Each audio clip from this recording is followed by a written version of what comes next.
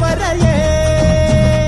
तुझ्या लेकीची व्यथा रोजची पाहुनी तत्पर ये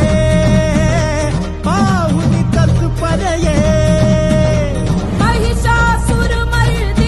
भवानी तारिणी होऊन ये दिव्यरूप स्वामिनी कधी वरदायिनी होऊन ये वरदायिनी होऊन ये आई अंबे जगदंबे